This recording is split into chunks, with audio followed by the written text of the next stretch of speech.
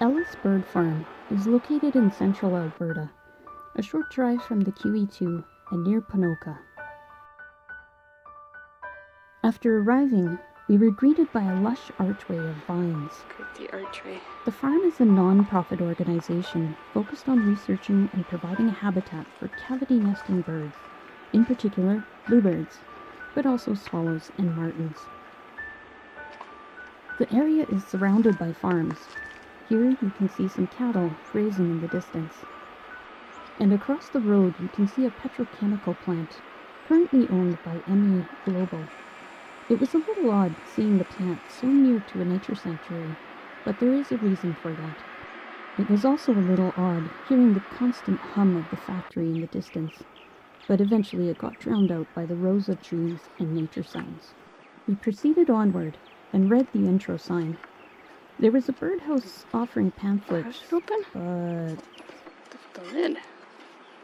Oh, get it. I can't figure it out. I can see them in there. Well then, we proceeded on without a map.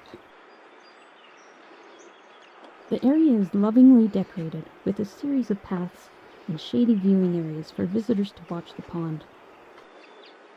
The Ellis family moved from Pakenham, Ontario in 1886 and settled near Calgary.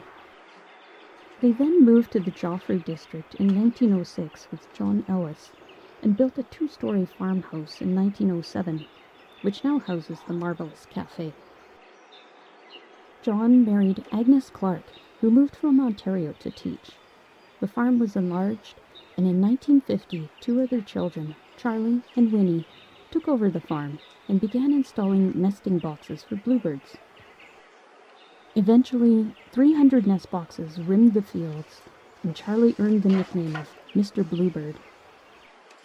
He was inspired to help the native species of the area and continued to install purple martin houses.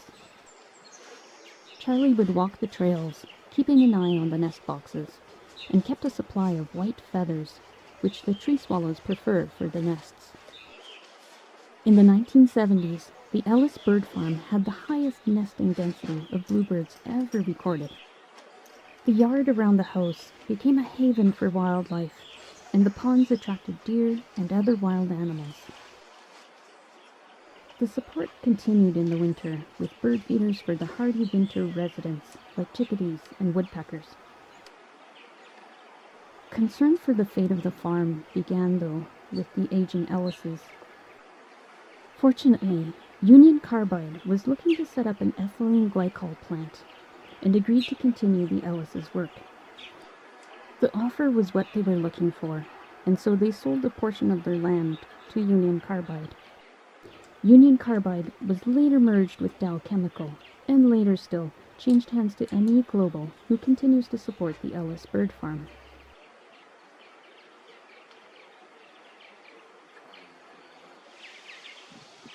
Here are some of the many bird towers.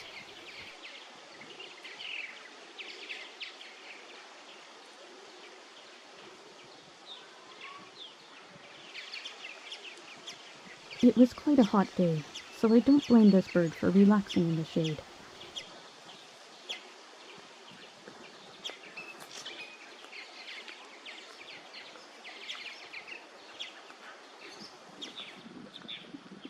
The farm still has some of the old barns. This one has dozens of nest boxes on the side.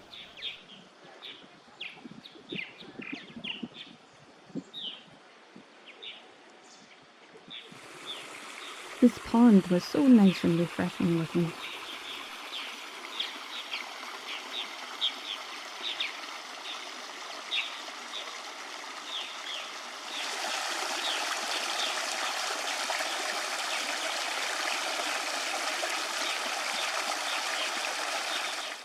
And some old tractors.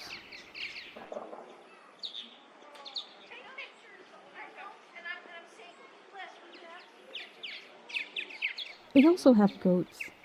Visitors are able to enter the yard and offer a good scratch.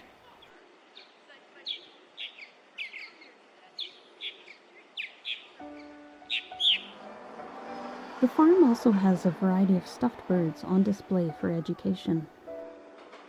They offer regular programs throughout the summer months for nature lovers of all ages.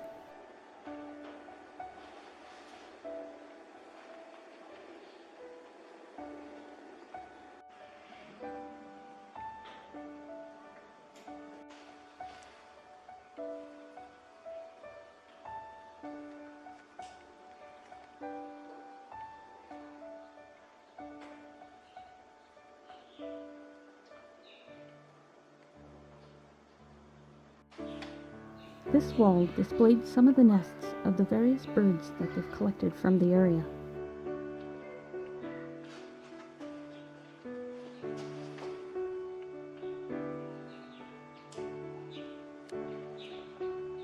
We were feeling a bit hungry, so we visited the cafe for lunch and found a nice table in the shade.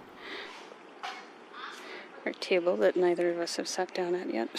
So, Lyndon's standing around.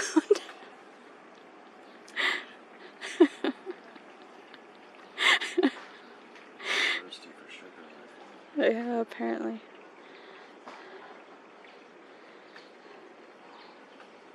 This is cute. The chicken curry on the croissant was amazing. Probably. It would have looked prettier with the tomatoes in it. But... Yeah, I think they will. Here's a glimpse of the Ellis's house from the other side.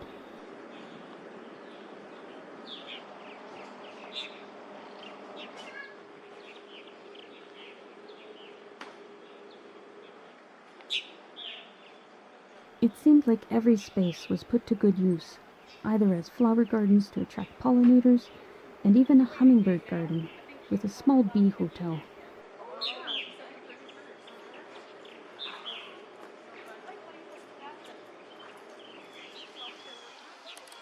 This young barn swallow looked quite warm with his beak open.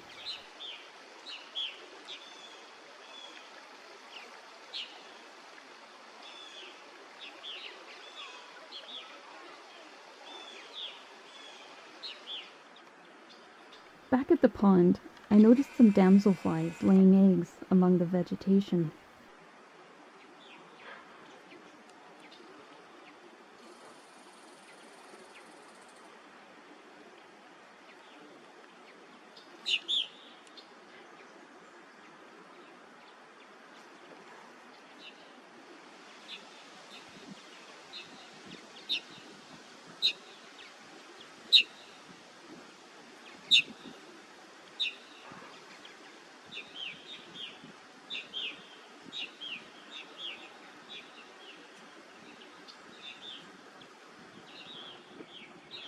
And the same duck family was still swimming about.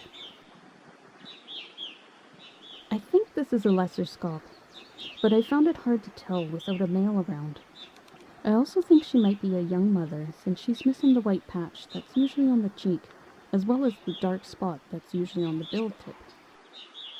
Irregardless of her species, she looks like a proud, attentive mother.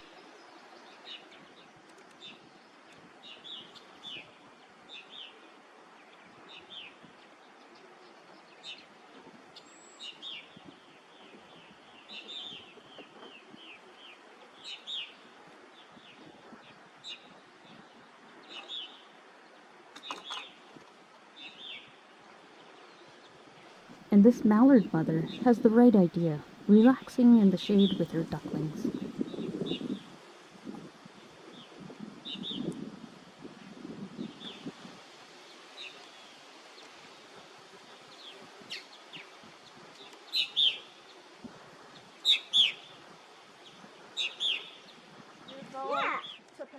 I didn't take any video of it, but there is another building with a gift shop and a second interpretive center.